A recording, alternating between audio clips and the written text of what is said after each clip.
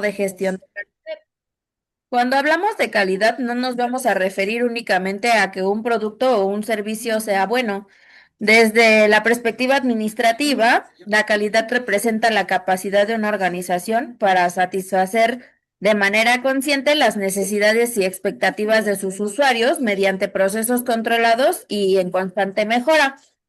Por ello, hablamos de un ciclo generador de calidad, ya que la calidad no es un resultado aislado, sino un proceso continuo que nunca va a terminar.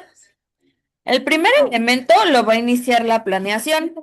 Todo inicia porque en esta etapa la organización va a identificar la anterior, por favor. Anterior, Carlita. Gracias. En esta etapa, la organización va a identificar las necesidades de los usuarios y va a definir los objetivos de calidad y va a establecer los procesos necesarios para alcanzarlos. En un hospital, por ejemplo, antes de implementar cualquier estrategia, debemos analizar indicadores como tiempos de espera, ocupación hospitalaria, tasas de infección o de satisfacción del paciente, y con base en esa información se van a diseñar acciones concretas. El segundo elemento va a ser la ejecución. En esa etapa corresponde que se implementen los procesos previamente planeados utilizando los recursos humanos, materiales, tecnológicos y financieros. Y en el ámbito hospitalario va a implicar que médicos, enfermeras, personal administrativo y directivo trabaje bajo protocolos estandarizados y en apego a la normatividad. Y la calidad depende de que todos los integrantes del sistema ejecuten correctamente sus funciones. El tercer elemento va a ser la verificación. Una vez ejecutados los procesos, vamos a pasar a la verificación. En esta fase consiste en medir los resultados mediante indicadores de desempeño, porque no podemos mejorar aquello que no medimos, y por ello se analizan indicadores como productividad, eficiencia, seguridad del paciente, mortalidad, ocupación hospitalaria o satisfacción del usuario. La comparación entre los resultados obtenidos y las metas establecidas va a permitir identificar desviaciones y oportunidades de mejora. Después, como cuarto elemento, va a ser la acción. Si durante la verificación encontramos problemas, debemos pasar a la acción. En esta etapa se van a implementar acciones correctivas cuando ya ocurrió una desviación y acción preventiva o cuando buscamos evitar que vuelva a presentarse. Por ejemplo, si detectamos un incremento en las infecciones asociadas a la atención a la salud, la organización debe analizar la causa raíz y establecer estrategias para corregir el problema, y esta fase va a evitar que los errores se conviertan en situaciones recurrentes.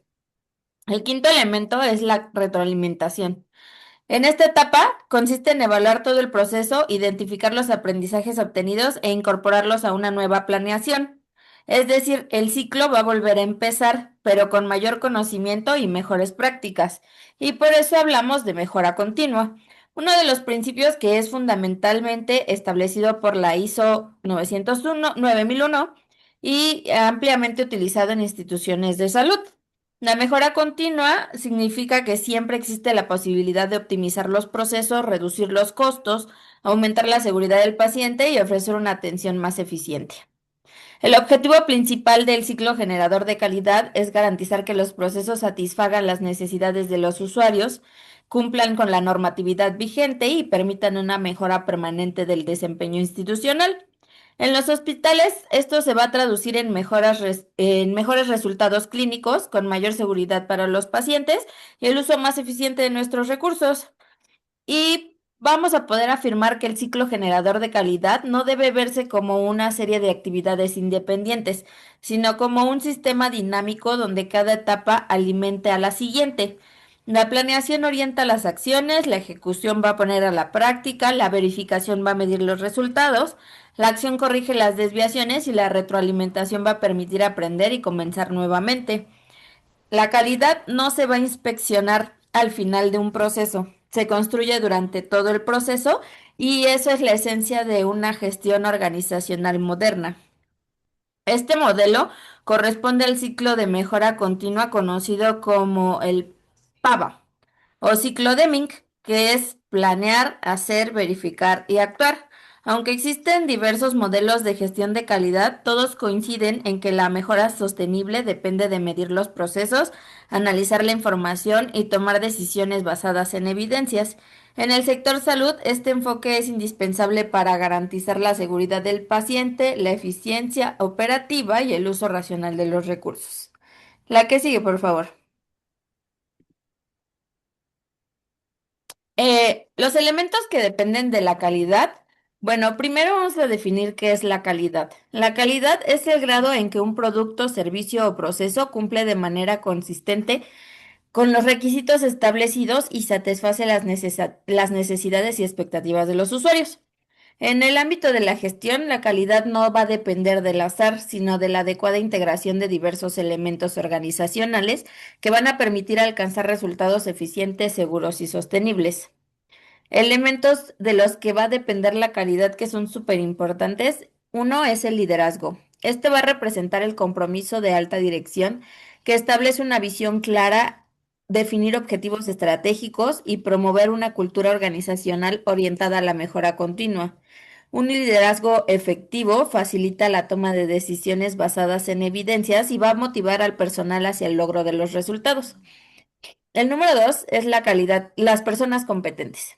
La calidad va a depender del capital humano. Contar con personal capacitado, comprometido y actuando garantiza que los procesos se van a ejecutar conforme a los estándares establecidos, reduciendo errores y aumentando la seguridad de los usuarios. El número tres van a ser los procesos eficientes. Los procesos deben diseñarse, estandarizarse y documentarse para asegurar que las actividades se desarrollen de manera uniforme, eliminando variaciones innecesarias y optimizando el uso de los recursos disponibles.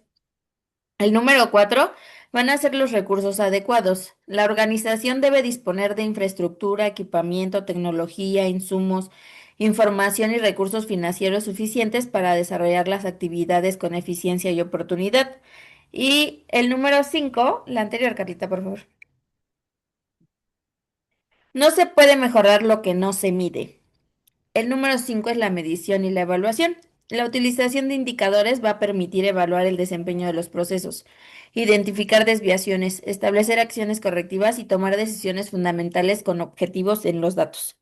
Y por último, el enfoque del usuario. Toda organización debe orientar sus procesos hacia la satisfacción de las necesidades y expectativas del usuario, garantizando servicios oportunos, efectivos y humanizados. En los servicios de salud, la calidad se refleja en la seguridad del paciente, ya que disminuye de riesgos, eventos adversos y errores durante la atención.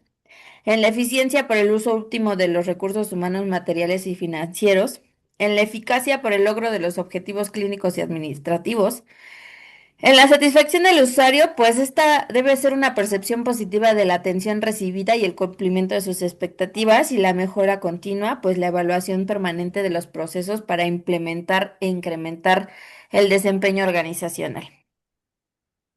La calidad no depende de solo un factor, es el resultado de un sistema de gestión donde el liderazgo con personas, procesos y medición trabajan en forma integrada para generar un valor. Y en el sector salud, pues esto se va a traducir a una atención más segura, eficiente y centrada en el paciente, garantizando mejores resultados clínicos y una administración responsable de los recursos. La que sigue, por favor. Vamos a hablar de los costos de la calidad. Continuando con el tema anterior, pues ya vimos que la calidad no solo es un proceso continuo y que se desarrolla mediante el ciclo generador. Sin embargo, para que todos estos elementos funcionen es necesario invertir recursos. Y es precisamente aquí donde surge el concepto de los costos de la calidad. Muchas veces se piensa que implementar programas de calidad representa únicamente un gasto para la organización, pero en realidad ocurre lo contrario. La calidad requiere inversión, para la falta de calidad resulta mucho más costosa, especialmente en organizaciones de salud donde el error puede afectar directamente pues la seguridad del paciente. ¿Qué son los costos de calidad? Pues los costos de calidad comprenden todos los recursos económicos que una organización destina para prevenir errores, evaluar el cumplimiento de los estándares y corregir las fallas cuando éstas se presentan. Su objetivo no es incrementar el gasto institucional, sino administrar de mejor manera los recursos para reducir pérdidas, mejorar la eficiencia y ofrecer servicios seguros y confiables. Y su objetivo, pues, en un hospital puede significar invertir en capacitación para el personal, en mantenimiento preventivo de los equipos médicos, en auditorías clínicas o sistemas de información que van a permitir monitorear los indicadores de calidad. Se clasifican los costos de calidad y estos costos se agrupan en cuatro categorías principales. Primero, los costos de prevención. Son todas las inversiones que realiza la organización antes de que ocurra un problema. Aquí encontramos la capacitación de personal, la elaboración de protocolos, el mantenimiento preventivo de equipos, la mejora de procesos y las auditorías internas. Y estos todos van a representar la mejor inversión porque disminuyen la posibilidad de cometer errores y fortalecer todos los elementos de calidad que analizamos en la diapositiva anterior. Por ejemplo, capacitar al personal de enfermería en seguridad del paciente va a reducir considerablemente pues, la ocurrencia de un evento adverso. La segunda categoría va a representar a los costos de evaluación. Estos consisten en verificar que los procesos pues realmente cumplan con los estándares establecidos. Incluyen inspecciones, auditorías, indicadores de desempeño, supervisiones y calibraciones de los equipos. En el ámbito hospitalario, un ejemplo es el seguimiento de los indicadores como ocupación hospitalaria o infecciones asociadas a la atención de la salud, los tiempos de espera o la satisfacción del usuario. Y gracias a esta evaluación, pues va a ser posible detectar las desviaciones o las afecciones al paciente. La tercera categoría van a ser los costos por fallas internas. Estas fallas se detectan dentro de la organización antes de que el servicio llegue al usuario. Aquí vamos a encontrar los trabajos procesados, los desperdicios de material, la cancelación de procedimientos, la corrección de expedientes clínicos o tiempo perdido por errores administrativos. Aunque todavía pueden corregirse, pues van a representar una pérdida porque consumen recursos que no van a generar un valor. Y finalmente tenemos los costos por fallas externas. Estos son los más costosos porque el error ya llegó al usuario. Incluye quejas, reclamaciones, demandas legales, eventos adversos, indemnizaciones y pérdida de la confianza en la institución. En un hospital, una cirugía en un sitio incorrecto es un error en la administración de un medicamento, un diagnóstico equivocado, pues van a generar consecuencias económicas, legales, éticas y sociales que van a poder afectar seriamente la reputación institucional. Si observamos la clasificación, podemos identificar un principio fundamental de la gestión de calidad. Mientras mayor sea la inversión en prevención y evaluación, menores serían los costos ocasionados por fallas internas y externas. Es decir, pues la organización va a gastar más en corregir errores y comienza a invertir en evitarlos. Bueno, vamos a decir que hablando de esta diapositiva en general, se va a depender siempre de una mejora y los costos de la calidad nos van a permitir comprender cuánto cuesta hacer las cosas bien y cuánto cuesta hacerlas mal. Phil B. Crosby afirmaba que la calidad es gratis. Lo que realmente cuesta no es la no calidad, o sea, lo que no estamos ofreciendo o implementando. Seguimos con la que sigue, por favor. La calidad total. Hasta el momento, pues hemos construido una secuencia muy importante. En primer lugar, pues analizamos que la calidad se genera mediante un ciclo. Posteriormente, identificamos los elementos y, bueno, aprendimos que la calidad pues tiene costo. Con estos tres conceptos ya podemos comprender qué es realmente la calidad total. La calidad total no es únicamente un conjunto de herramientas ni un departamento encargado de revisar procesos. Es una filosofía de gestión organizacional en la que toda la institución trabaja con un mismo objetivo, lograr la satisfacción del usuario mediante la mejora continua de todos los procesos. Es decir, la calidad deja de ser responsabilidad de un área específica y se convierte en la responsabilidad de toda la organización.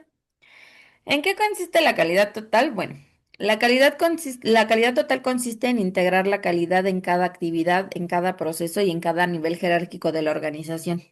No se va a limitar a corregir errores cuando aparecen, sino más bien a prevenirlos desde el diseño mismo de los procesos.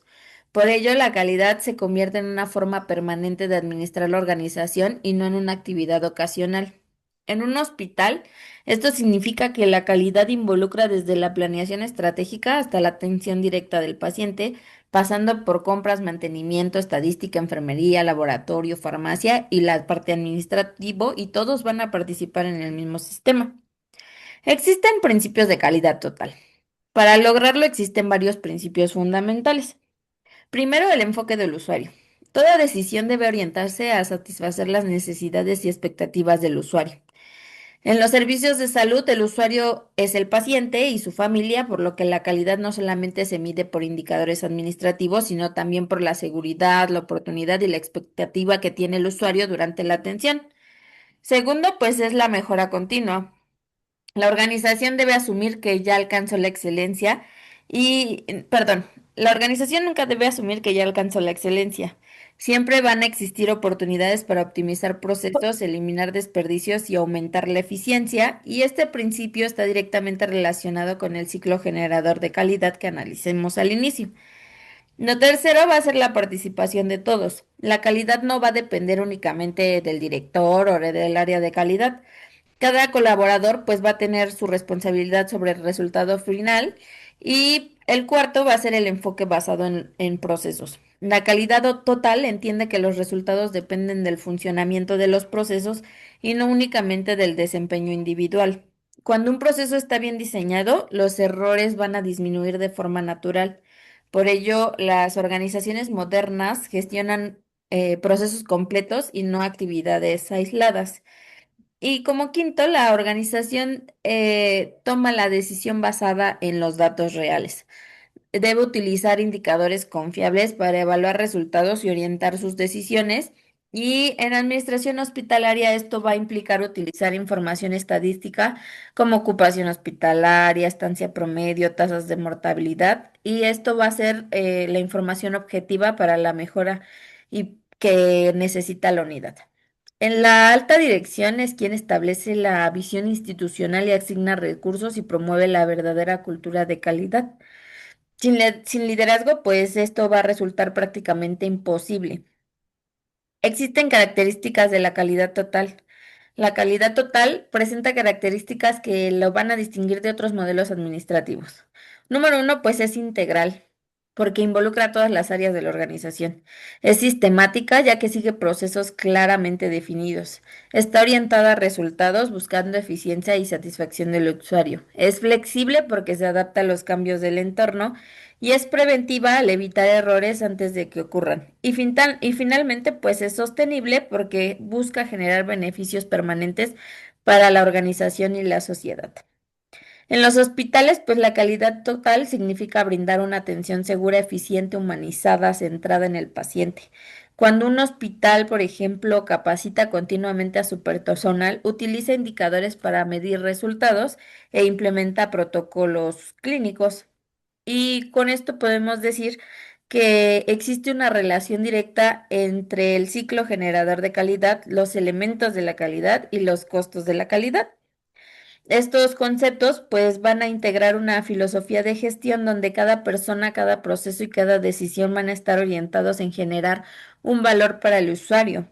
En otras palabras, pues la calidad total no significa únicamente cumplir normas o alcanzar indicadores, sino significa construir una cultura organizacional donde la excelencia forme parte del trabajo cotidiano. Edward Deming es uno de los principales impulsores de la calidad moderna, y él decía que la calidad no es un acto, es un proceso continuo de transformación y aprendizaje. Y esta idea pues resume perfectamente la evolución de los temas que hemos revisado hasta este momento. ¿De qué sigue, por favor?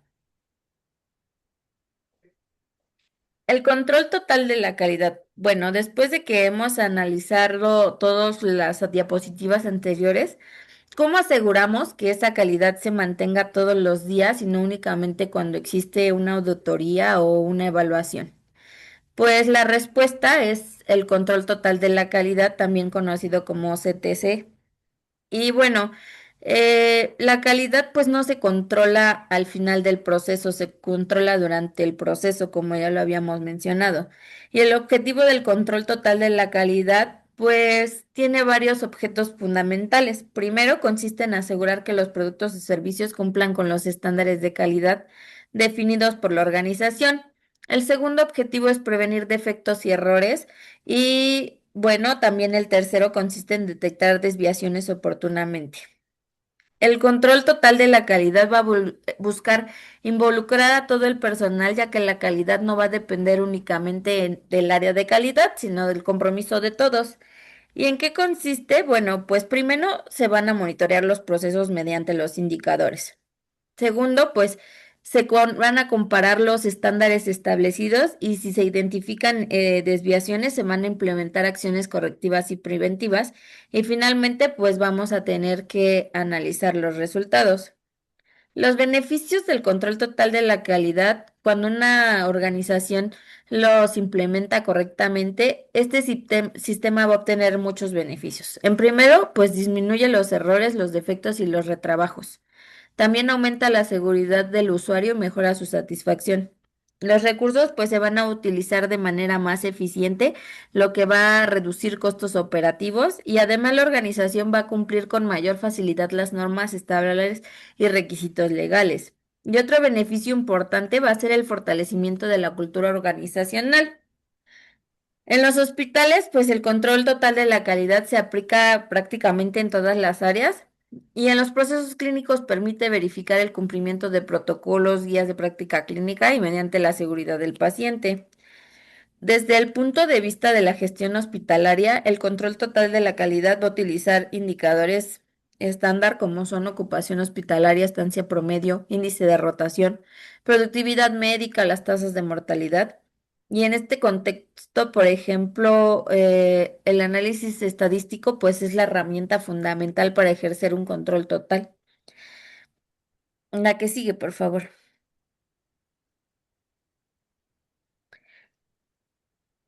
Bueno, vamos a hablar de el autocontrol.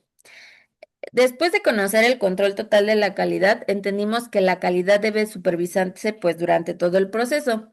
El autocontrol va a representar el primer nivel del control de la calidad, porque antes de que el supervisor detecte un error, cada persona debe ser capaz de revisar su propio trabajo y asegurarse de que cumple con los estándares otra vez establecidos. Básicamente, pues hablamos de que la calidad va a comenzar con cada uno de nosotros. El autocontrol va a ser la capacidad y la responsabilidad que tiene cada colaborador para supervisar su propio trabajo, detectar sus errores, corregir las desviaciones y asegurar que las actividades se cumplan. Esto no va a depender ni de una auditoría ni de la supervisión de un jefe, sino del compromiso individual de cada uno de nosotros. Y por ello, el autocontrol es la base de la calidad total y de la mejora continua. ¿Para qué sirve? Bueno, pues tiene varios propósitos importantes. El primero, pues prevenir errores desde el origen, evitando que lleguen a siguientes etapas del proceso. La detección oportuna de desviaciones, permitiendo corregirlas antes de que afecten al usuario. Y asegura el cumplimiento de protocolos y procesos institucionales, así como la mejora de la eficiencia del trabajo y ofrecer una cultura organizacional basada en la responsabilidad y el compromiso de cada uno. Los principios del autocontrol, pues primero es la conciencia. Cada colaborador debe ser consciente de que su trabajo influye directamente en el resultado final, en la satisfacción del usuario. La responsabilidad, pues, implica asumir el compromiso de cada una de las cosas correctas desde la primera vez, sin esperar que otras personas detecten los errores. La observación pues va a consistir en revisar constantemente el propio trabajo para identificar inconsistencias, desviaciones o áreas susceptibles de mejora. La acción, cuando se identifica un problema, es necesario corregirlo de inmediato e implementar acciones preventivas para evitar que vuelva a repetirse. La mejora continua, pues finalmente cada experiencia debe de convertirse en una oportunidad de aprendizaje. El objetivo no es únicamente evitar los errores, sino mejorar permanentemente. ¿Y cómo se aplica? La anterior, por favor, Kat. Gracias. El autocontrol se desarrolla mediante acciones concretas.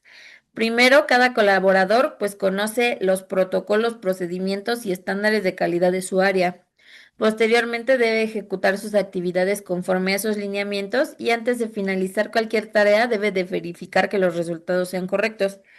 Y si finalmente pues se encuentra una desviación, pues debe de corregirla de manera inmediata y comunicarla cuando sea necesario. Por ejemplo, en los servicios de salud, el autocontrol se presenta en todas las áreas del hospital. En enfermería, pues consiste en verificar la identidad del paciente, el medicamento correcto, la dosis, la vía y el horario antes de administrar un tratamiento. En consulta externa, pues implica revisar que el expediente clínico esté completo y correctamente integrado antes de cerrar la atención. Y pues así cada área va a tener ciertos ejemplos de este autocontrol. Y como conclusión, pues podemos decir que el autocontrol representa el punto de partida del control total de la calidad, ya que no comienza con la auditoría, sino con la responsabilidad de cada persona. Como expresó Karo Ishikawa, uno de los principales impulsores de la gestión de la calidad, él decía que la calidad empieza y termina con la educación y la responsabilidad de las personas. La que sigue, por favor. Gráficos de control por variables y atributos. Después de comprender que el autocontrol pues inicia con nosotros, el siguiente paso consiste en monitorear el comportamiento de los procesos de manera objetiva. Para ello se van a utilizar los gráficos de control. Estas son herramientas estadísticas desarrolladas por Walter Shedward que permite identificar si un proceso se mantiene estable o si presenta variaciones que requieren una intervención. Es importante mencionar que un proceso no mejora únicamente porque se inspeccione, sino mejora cuando sus resultados se analizan continuamente y se toman decisiones basadas en esos resultados. Los gráficos de control son representaciones gráficas que muestran comportamientos de un proceso a lo largo de tiempo. Su finalidad, pues, va a ser distinguir entre las variaciones normales del proceso y aquellas variaciones anormales. Cada gráfico está compuesto por una línea central que representa el promedio de un proceso, un límite superior de control y un límite inferior de control. Los gráficos de control por variables, pues tienen un primer grupo que corresponde a los gráficos por variables, donde se utilizan las características de calidad que pueden medirse numéricamente. Por ejemplo, temperatura, peso, tiempo, longitud, presión arterial, tiempo de espera. Los más utilizados son los gráficos XR. Este gráfico controla dos aspectos al mismo tiempo: el promedio del proceso y la variabilidad mediante el rango, y se utiliza cuando el tamaño de la muestra pues es pequeño. Los gráficos XS también controlan el promedio del proceso, pero utiliza la desviación estándar para medir la variabilidad. Se recomienda cuando las muestras son de mayor tamaño. En ambos casos, el objetivo es detectar cambios antes de que afecten la calidad del proceso. Los gráficos de control por atributos son el segundo grupo que corresponden a los gráficos por atributos y se utilizan cuando las características evaluadas no pueden medirse numéricamente, sino únicamente se clasifican, como por ejemplo conforme o no conforme, defectuoso o no defectuoso, o cumple o no cumple, como el sistema del expediente clínico electrónico que se clasificaba por MESIC. No hay puntos medios, ¿es sí o no? El gráfico P, este gráfico va a controlar la proporción de unidades defectuosas dentro de una muestra y es útil para cuando el tamaño de la muestra cambia entre un periodo y otro. Y el gráfico NP, en cambio, controla el número absoluto de unidades defectuosas.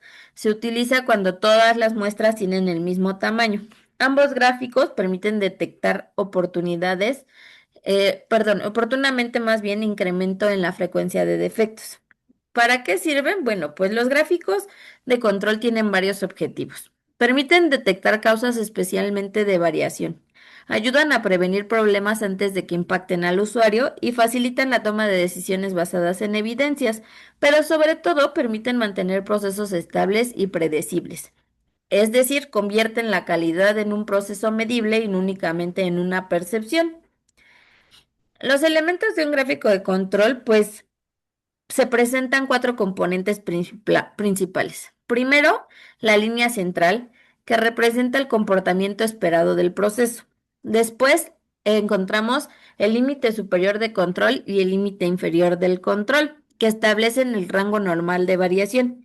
Y finalmente aparecen los puntos del proceso que representan las mediciones obtenidas a lo largo del tiempo. Cuando los puntos permanecen entre ambos límites y no muestran patrones inusuales, el proceso se considera estable. Si algún punto rebasa esos límites o aparecen tendencias anormales, es necesario investigar las causas y aplicar acciones correctivas.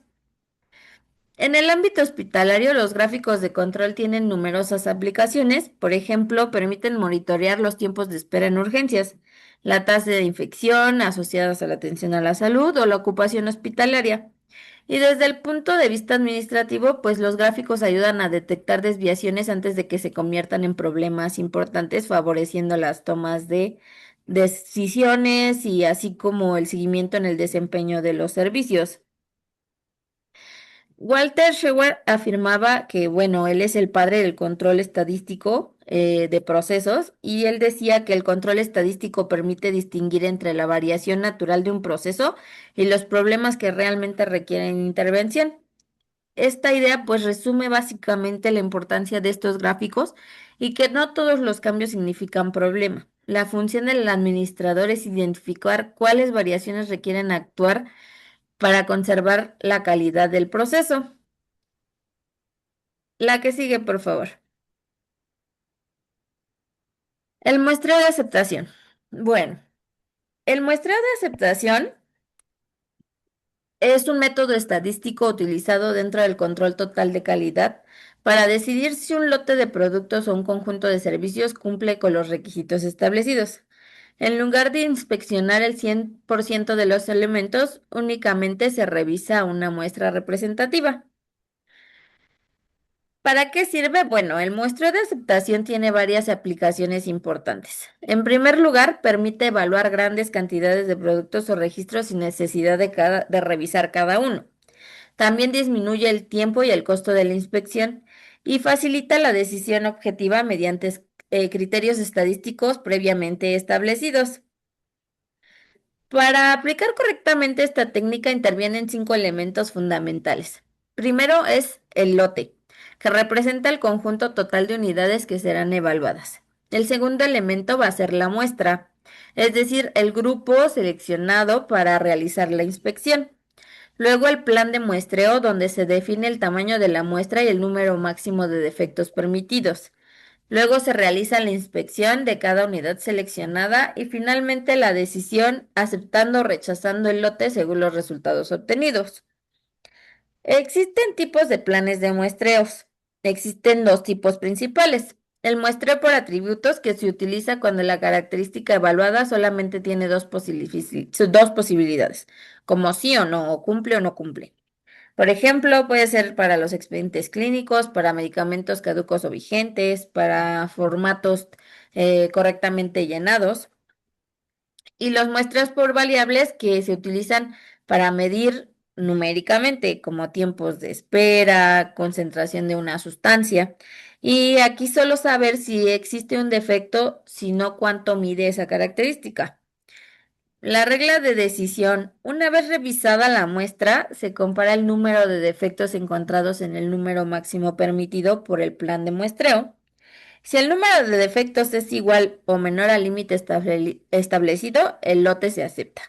Si supera ese límite, pues se rechaza. Y esa decisión reduce la subjetividad y permite mantener criterios uniformes de calidad.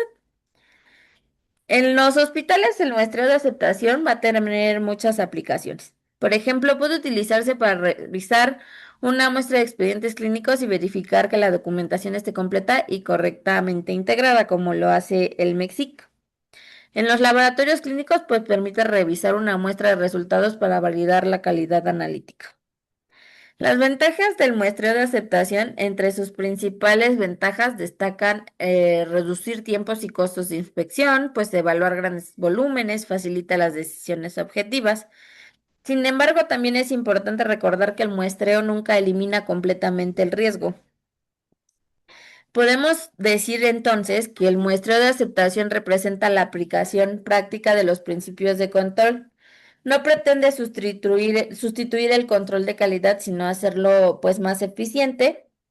Y básicamente la gestión de calidad no va a depender únicamente de la mejora continua, sino también del uso de sus herramientas estadísticas que permiten la toma de decisiones objetivas para optimizar los recursos y pues garantizar los servicios seguros para el usuario. Va a continuar mi compañera. Gracias.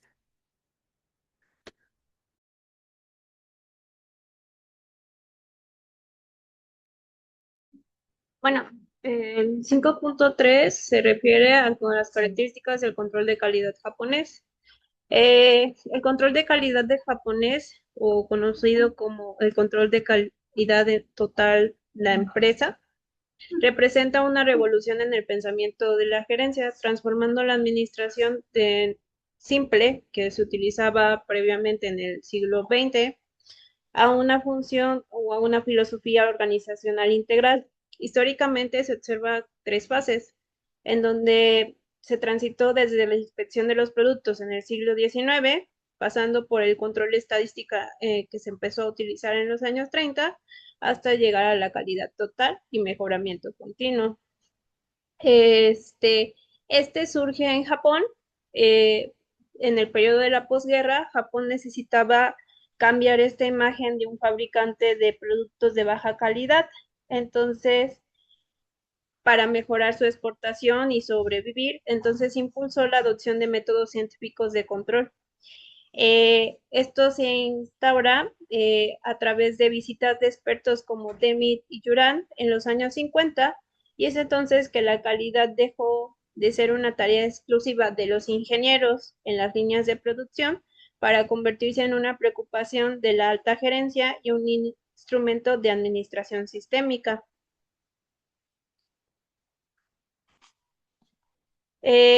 Kaoru Ishikawa, que es quien instaura este control de la calidad total, nos dice que el control de la calidad no es un evento aislado que se encuentra solamente en la calidad del producto, sino que es el acto de desarrollar, diseñar, manufacturar y mantener un producto o servicio que sea económico, el más útil y por encima de todo satisfactorio para el consumidor. Entonces, este circulito inicial, que era la calidad del producto, también se agrega otro círculo más, que es la calidad del trabajo, que incluye el servicio y la información entre las distintas áreas operadoras, y la calidad de no solamente de, pues, como tal la manufactura o la producción, sino de las personas que trabajan en este sistema, de la empresa en general, eh, que, que es el concepto del modelo japonés. Es un concepto administrativo expansivo en donde el control de la calidad funciona en todas las áreas, ya sea capital humano o procesos, y mientras que el paradigma tradicional que se explicaba antes era limitado solamente a las especificaciones de la manufactura.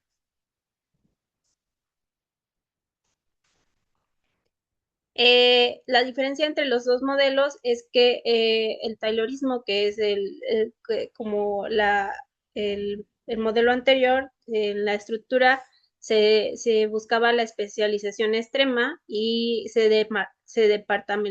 los departamentos de donde se producía tal parte o tal producto eran estrictamente rígidos. El trabajador era visto como una máquina, que solamente obedecía órdenes y no aportaba un análisis mayor a la producción. Y pues obviamente la responsabilidad de la calidad cae únicamente en el departamento que se encargaba de la inspección de estos productos. En el modelo japonés, la estructura cambia, donde la gerencia tiene una función, es interfuncional, no solamente va a ver desde arriba, sino que va a participar en toda la cadena de producción, y también esta cadena de producción va a ser transversal. Este departamento que inicia la producción va a trabajar hasta con el último departamento. El trabajador es visto como un colaborador importante, y se busca también la educación continua. la responsabilidad de la calidad decae en todos. Entonces, los pilares del sistema, nos dice el modelo japonés que estos elementos no funcionan de forma aislada, sino que actúan de forma sinérgica para crear un ecosistema autosustentable. Eh, el primer, como de abajo hacia arriba, los círculos de calidad entran en esta innovación y resolución desde el área operativa hacia arriba. El control total de la calidad en la gerencia es la estrategia y la alineación desde hacia arriba hacia abajo, donde da todas las líneas de operación y de estrategia, y la auditoría de control de calidad da un diagnóstico global y la calibración de todo el sistema y proporciona información y herramientas para la calibración y conexión de este mismo sistema. Ay, se regresó. Entonces, la calidad total en la gerencia. Pues obviamente nos habla de que se requiere la participación de todas las divisiones, de todas las etapas, para la alineación de los objetivos hacia el consumidor final. Eh, El control de calidad fue acuñado originalmente por Armand Feigur en 1951, quien lo definió como un sistema eficaz para integrar los esfuerzos del desarrollo, manteniendo y mejorando. Disculpe, que tengo un perrito.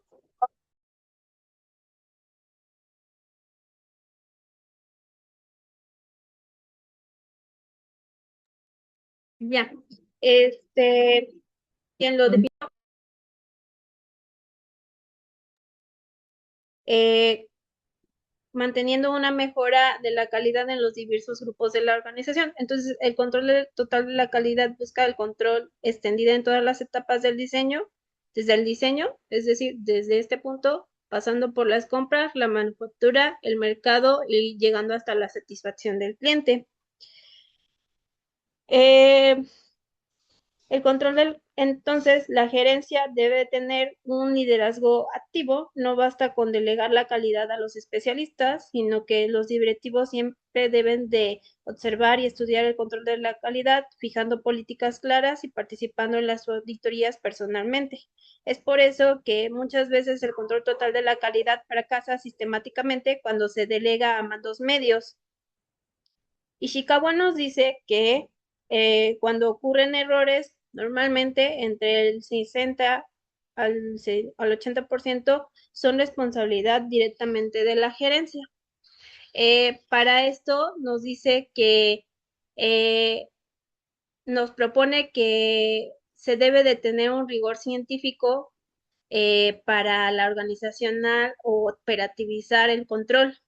Él nos dice que debe de ser el ciclo PHBVA, y este ciclo, que aquí lo puse como en una tirita, es planear, en donde se planean y se determinan los objetivos prioritarios. Máximo nos dice que pueden ser 5.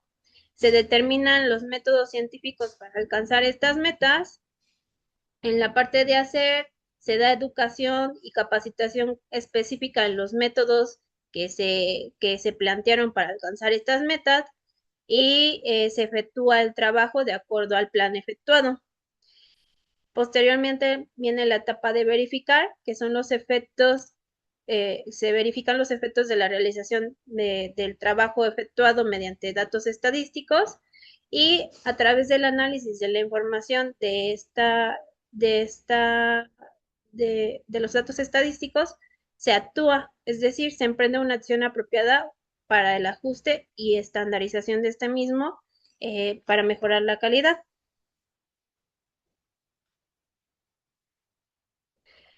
Los objetivos fundamentales de los que nos habla es que, pues, se da prioridad a la calidad, en donde se sostiene que si se persigue primero la calidad, las utilidades llegarán a largo plazo y de forma constante.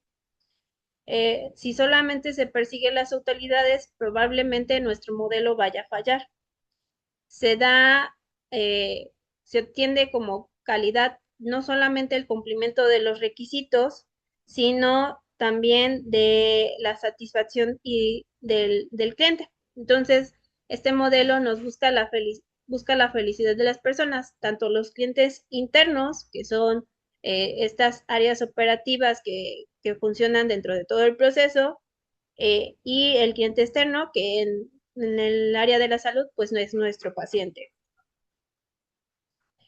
Eh, la educación como motor nos dice que la educación no se considera simplemente un requisito previo, sino que es el motor fundamental que impulsa y sostiene toda la filosofía de mejora continua. Según Ishikawa, el control de calidad empieza con la educación y termina con la educación. Entonces, se proporciona una formación continua constante, mejorando los procesos y obviamente esta educación va a ser para todos los niveles, desde la alta gerencia hasta la área operativa. Esta siempre debe de ser constante y continua y no es solamente un evento de una sola vez. Eh, se, este modelo proyecta que no solamente la educación es a través de cursos, sino que la enseñanza, o 2/3 de la enseñanza se va a hacer in situ, es decir, en el trabajo. Se enseñan herramientas técnicas que, que son el combustible para mejorar los problemas a través de métodos estadísticos, como son las 7 herramientas de la calidad, y la administración basada en hechos, es decir, que exige decisiones basadas en hechos reales. Y obviamente el objetivo último de la educación es cambiar la mentalidad de la personal para que acepten que el proceso siguiente es el cliente. Es decir, se educa para eliminar el seccionalismo y fomentar la cooperación entre departamentos. En este sentido, el paciente interno, como cliente, podemos decir que esta revolución propuesta por Kaoru Ishikawa es para eliminar el seccionalismo, o sea, las rivalidades y la falta de comunicación entre los departamentos. Y en la administración de servicios de salud, el cliente externo, pues es cualquier profesional, técnico o administrativo que recibe servicios o datos de otros elementos del sistema. El trabajador debe de ver a la persona que recibe su trabajo, el siguiente paso de la cadena como su cliente, y por lo tanto se va a esforzar por pasarle los menos defectos posibles. Y este modelo crea una sinergia para generar la satisfacción del trabajador, que es un determinante primordial para la calidad en el servicio final. Entonces, en este diagrama vemos que en la admisión, por ejemplo, en un centro de salud, es enfermería quien, en un centro de salud pequeño, es enfermería quien recibe inicialmente los datos bueno, los datos del paciente, pero en un hospital, por ejemplo, sería el área de admisión, donde se capturan los datos con el mínimo de errores y fallos. El siguiente cliente sería pues enfermería, en donde enfermería podría ser el área de triage o quien en un centro de salud hace sus cuestionarios, etcétera, para la promoción de la salud. Y la recabación de estos datos en el triage, como signos y síntomas, ¿cómo se llama? Se me fue la palabra. La medición de los signos, va a ser un cliente para el médico, y en el caso del laboratorio, por ejemplo, los datos básicos de nombres y datos. En el caso del laboratorio, si seguimos esta línea, eh, al tener todos los datos completos, los resultados pueden ser más rápidos y sin errores. Y el cliente el siguiente sería el médico. En el caso de que fuera hacia el médico directamente desde enfermería, pues son los datos clínicos de cómo llega el paciente, y eso puede derivar en la consulta. Entonces, entre menos errores haya en esta cadena, el diagnóstico que podría obtener nuestro paciente será mejor.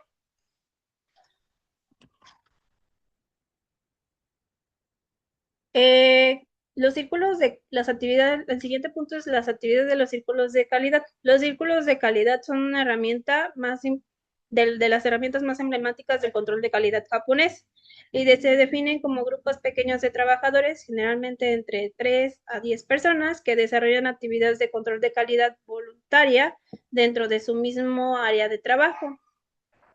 Eh, y esto es de forma continua. Los principios de los círculos de calidad es que es voluntario, es decir, la participación no es por orden superior, sino que es un deseo de mejora continua.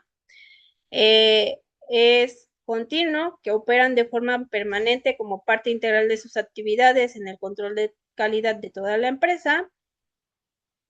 Se da un desarrollo mutuo. eh, esta cooperación deriva en mejorar el nivel técnico de todos los participantes y utiliza herramientas estadísticas para la operacionalización de la información que van a pues, crear, por decirlo de alguna forma. Eh, Obviamente, estos métodos estadísticos pueden o no ser dados por la educación en la gerencia, o pueden ser buscados propiamente por el trabajador. Y obviamente estos equipos, aunque son autónomos, requieren de la alta gerencia muestre un interés activo al proporcionarles los recursos y que participe en algunas ocasiones en las auditorías para que estos tengan mayor éxito. Eh, Como herramienta, los círculos de calidad nos dan 9 pasos para la resolución de problemas, que es el 1 es la elección del tema y fijación de las metas. El 2 es aclarar las razones por las cuales se elige ese tema o problema. El 3 es la evaluación de la situación actual a través de datos estadísticos. El 4 es investigación de las causas de fondo a través de un análisis de estos datos estadísticos. El 5 es establecer medidas correctivas y la ejecución de las mismas. El 6 es la evaluación de los datos de la aplicación de estas medidas correctivas. El 7 es la estandarización del proceso, es decir, a través de la evaluación de los resultados se va a evaluar si este proceso si es factible y funcional, y entonces se busca la estandarización de este mismo proceso para prevenir que este error se vuelva a repetir. Posteriormente viene una etapa de reflexión sobre el proceso y sobre las causas restantes que se identificaron del tema inicial, y a través del punto 9 se planea de estas causas restantes una planeación a futuro. ¿Cómo vamos a conseguir los datos estadísticos? A través del uso de las 7 herramientas de calidad.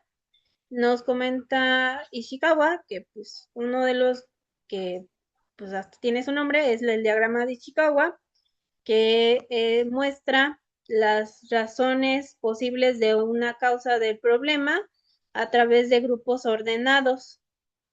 Otros son la hoja de verificación, que sirve para apuntar datos de forma que ocurren los hechos. Y, por ejemplo, en salud está, no sé si la hayan visto en sus unidades, pero está la de, ay, ¿cómo se llama? Se me fue el nombre. La hoja de verificación de acciones de seguridad del paciente. Esa es una hoja de verificación donde se palomea si se están recibiendo todas las acciones de seguridad del paciente, que son 8. Eh, Incluso los registros de enfermería pueden decirse que es una hoja de verificación, el expediente clínico. El diagrama de Pareto ayuda a buscar fallos importantes usando la regla de 80-20, en donde el 80% de los efectos son del 20% de las causas. El histograma es un gráfico de barras que nos muestra datos agrupados por frecuencia. El gráfico de control nos permite ver si un proceso está bien ordenado o hay alteraciones, que son como los que mencionó mi compañera en su parte de la exposición, y el diagrama de dispersión que compara datos para ver si la alteración de uno de ellos cambia o afecta al otro. Entonces, nos dice Chigakawa que entre el 90% y 95% de los problemas operativos pueden ser resueltos directamente en la línea de operación a través de estos círculos de calidad, utilizando herramientas estadísticas, dejando a la gerencia la estrategia a largo plazo. Entonces, por ejemplo, aquí un ejemplo que puse es un círculo de calidad de enfermeras de cuidados intensivos que utilizan el diagrama de Ishikawa. Y, por ejemplo, se identifican que las infecciones de catéter no son por descuido, sino que son por falta de estandarización en los kits de insumos que se requieren para su aplicación. Entonces se diseña un nuevo protocolo de higiene estandarizado donde estos kits deban de contar con de determinados insumos para su aplicación y eso nos da una mejora. El siguiente tema es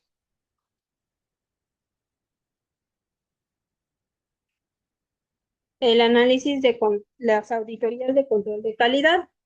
Entonces, la auditoría en el modelo japonés no es una inspección punitativa, sino es un diagnóstico estratégico realizado por la gerencia para verificar si sus políticas están permeando la realidad operativa. Entonces, esta auditoría de calidad busca verificar cómo está conduciéndose el control de calidad en la organización, identificando debilidades y mostrando cómo corregir estas fallas. Según Kaworu Ishikawa, es una revisión que permite que el círculo PHVA, que es el círculo de planear, hacer, verificar y actuar, esté funcionando eficazmente. Este mecanismo pues es para comprobar si las políticas de la alta gerencia y las acciones de los círculos de calidad están alineados. Los objetivos de la auditoría son conocer el estado real. Muchas veces la gerencia a menudo desconoce cómo está funcionando o es la verdadera situación de la organización. Entonces, esta auditoría permite descubrir cuál es la realidad basada en hechos reales. También busca en este modelo mejorar las relaciones humanas al fomentar un ambiente de cooperación donde desde este enfoque japonés la gerencia escucha al personal de línea y esto permite una conexión entre los jefes y los subalternos, donde los subalternos se sienten acogidos y protegidos. Eh, También estimula las actividades de los círculos de calidad, asegurando la continuidad y eficiencia de estos grupos al mostrar interés activo entre los líderes y la prevención de los errores, que al auditar los procesos se pueden tomar medidas preventivas antes de que ocurran desastres.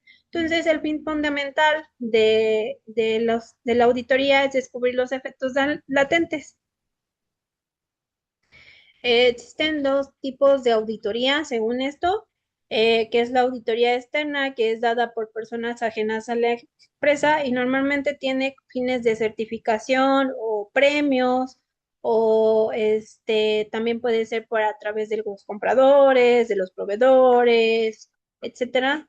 Y la auditoría interna, que maneja cuatro tipos, que es la auditoría del presidente, que es una muy representativa del modelo japonés que se considera Gemba, la auditoría de los jefes de unidad o de división, que son por los jefes de departamento en las organizaciones, la auditoría por el personal de los círculos de calidad, que es una revisión grupal eh, que visita las diferentes áreas, y la auditoría mutua, que es un intercambio entre las divisiones, que busca en qué te puedo ayudar a mejorar o da una perspectiva distinta a la que está en la línea. Eh, pues hablando de esta auditoría con enfoque presidencial o el Gemba, nos dice que eh, se descubre, o hablando de esto, el director descubre el estado real de la empresa y demuestra el compromiso y fomenta la comunicación bidireccional.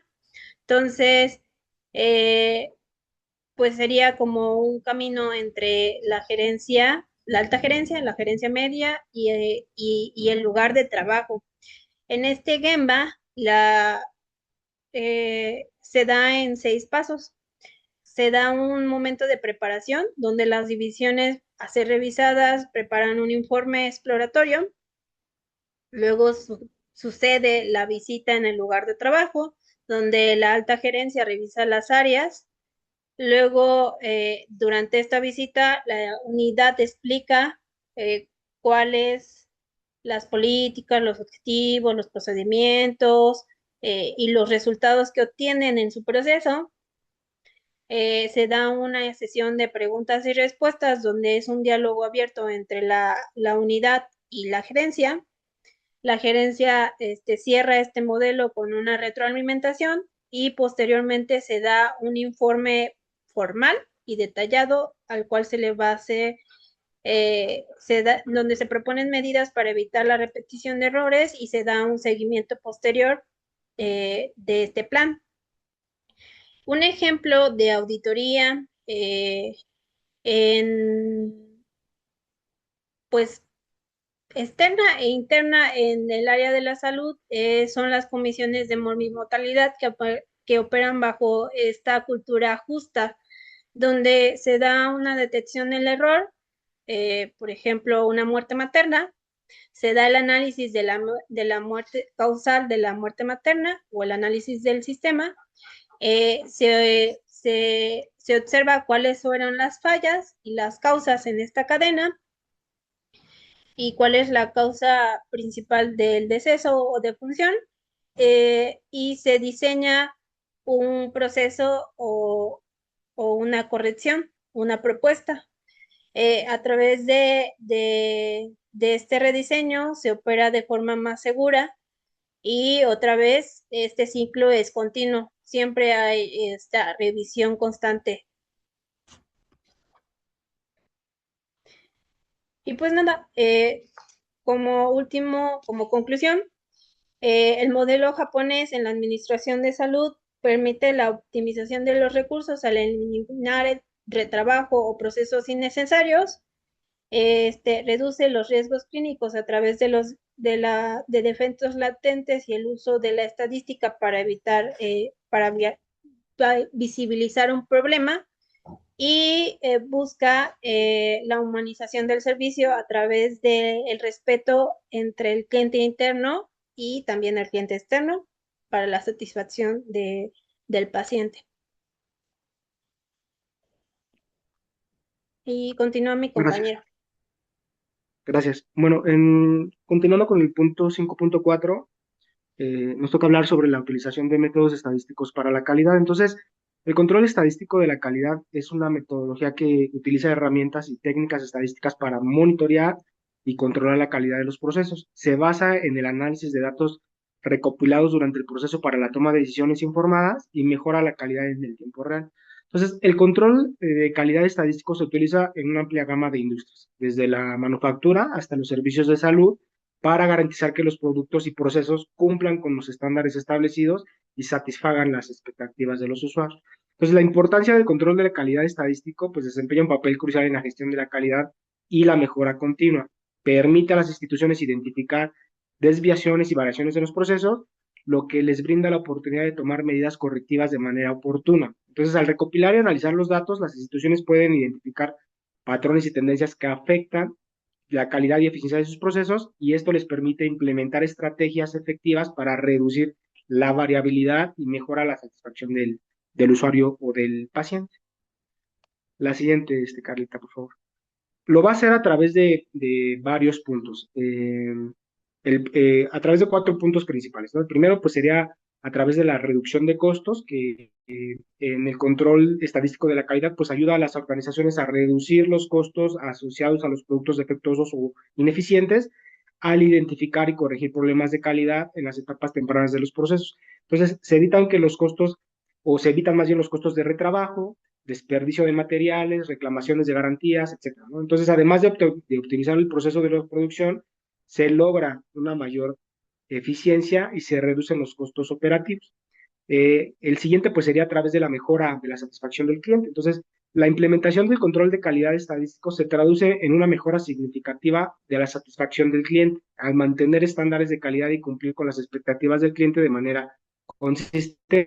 Entonces, genera confianza y lealtad hacia la marca.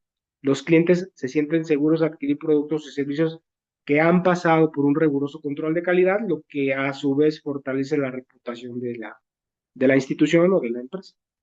El punto 3 sería a través de la toma de decisiones basada en datos, en donde el análisis de datos objetivos y cuantificables, esto proporciona a la organización una base sólida para la toma de decisiones informadas al tener información precisa y confiable sobre el rendimiento de los procesos y productos, y los administrativos pueden identificar áreas de mejora y asignar recursos de manera más efectiva. Y el cuarto punto, que es a través del cumplimiento de estándares y regulaciones, en donde en muchas instituciones existen estándares y regulaciones estrictas que las organizaciones deben de cumplir para garantizar la seguridad y la calidad de los procesos. Entonces, el control estadístico de la calidad ayuda a garantizar el cumplimiento de estos estándares al monitorear y controlar todos los procesos que se llevan a cabo. Esto es especialmente importante en sectores como la salud, la alimentación y la industria farmacéutica, donde la calidad y la seguridad pues son aspectos críticos. La siguiente, Carla, por favor. El control estadístico de la calidad se basa en una variedad de herramientas y técnicos que permiten recopilar, analizar y visualizar los datos. Estas herramientas proporcionan información valiosa sobre el rendimiento de los procesos y ayudan a identificar las causas raíz de los problemas de calidad. Algunas de las herramientas y técnicas más comunes utilizadas en el control de calidad estadísticos eh, pueden ser los gráficos de control, en donde son una herramienta fundamental en el control de calidad estadístico, y estos gráficos permiten monitorear el rendimiento de un proceso a lo largo del tiempo y detecta desviaciones significativas. Los gráficos de control se basan en límites estadísticos que identifican los límites aceptables de variabilidad en el proceso. Cuando los puntos de datos caen fuera de estos límites, pues se pueden tomar acciones correctivas para restablecer el proceso dentro de los límites aceptables. El otro, del que ya hablaba hace un momento mi compañera Carla, que es los diagramas de Pareto, en donde es una herramienta que visualiza o ayuda a la visualización e identificación y priorizar los problemas más importantes en un proceso o producto.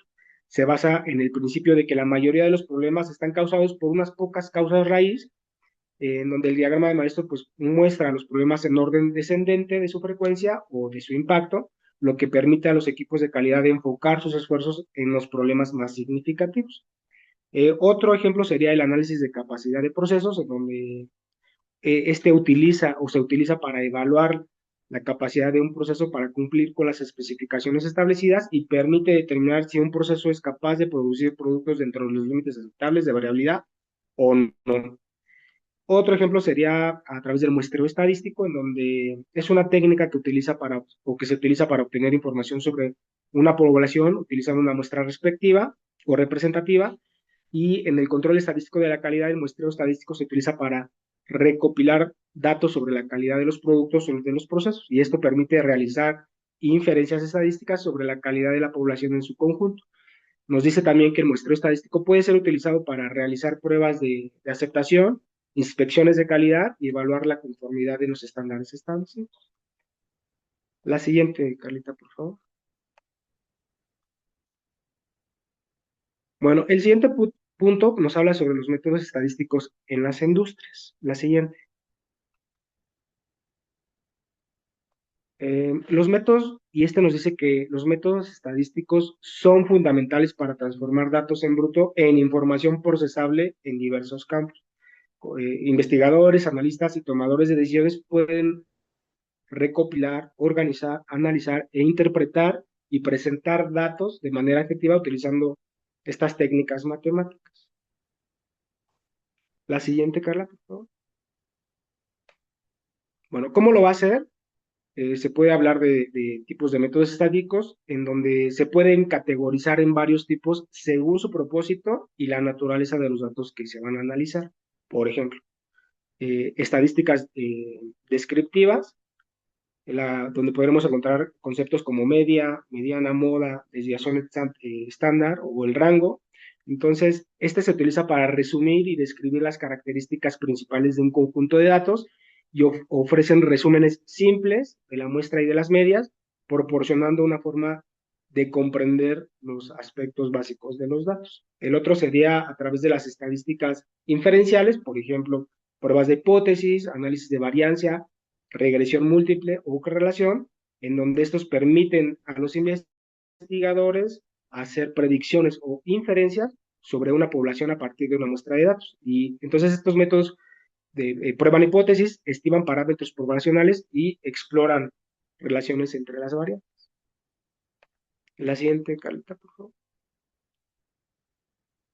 El siguiente punto, pues, es el análisis estadístico. Nos dice que, o más bien, ¿qué es un análisis estadístico? Pues bueno, el análisis estadístico es una herramienta que se utiliza para examinar y comprender los datos. Se trata de un conjunto de técnicas y métodos que permiten organizar, describir, analizar e interpretar los datos para obtener información significativa y útil. Entonces, el análisis estadístico se produce cuando recogemos e interpretamos datos con la intención de identificar patrones y tendencias, y esto significa que si bien es un tipo de análisis de datos en sí mismo, se aborda con un ángulo interpretativo que resulta útil para tomar decisiones concretas y comprender a los usuarios de una organización o una institución, su comportamiento y sus experiencias. La siguiente, Caleta, por favor.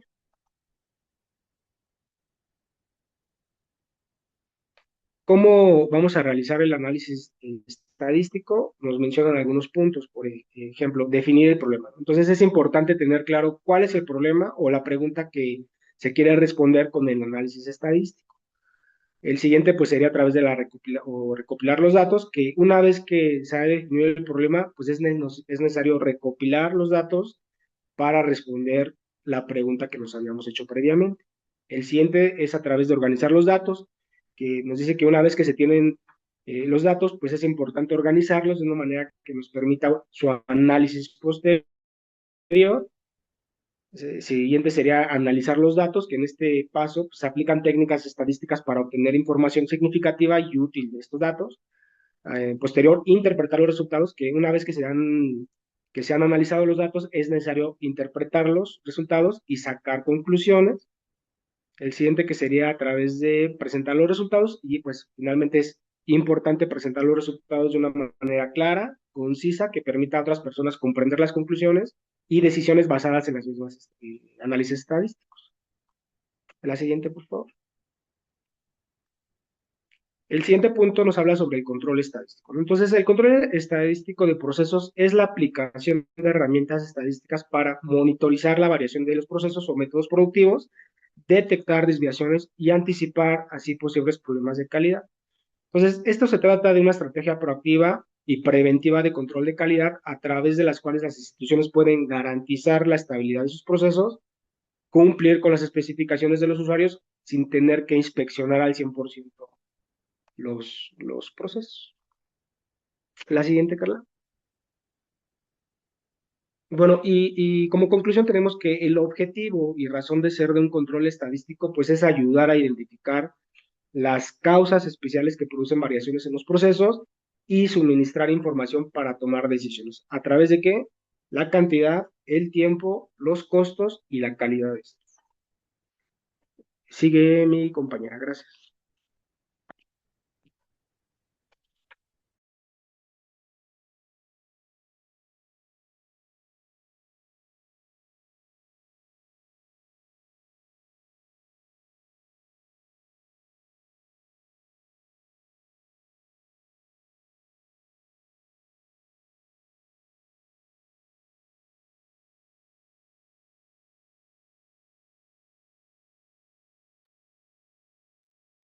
Hola, oigan, son las 12 y les falta un tema más. ¿Les parece y lo dejamos para la siguiente semana? ¿Sí Sí, pueden? claro, Sí, sí, sí, claro. maestra, como diga. Sí, maestra. Para que con lo que revisamos hoy, ya lo que nos aplica es empezar a hacer los procesos.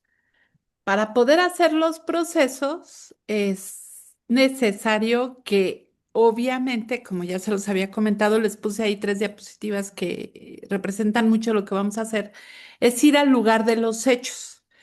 ¿Qué es el ir al lugar de los hechos? Obviamente, ustedes hicieron un servicio, seleccionaron el servicio y lo seleccionaron porque es el área donde ustedes desempeñan sus actividades asistenciales.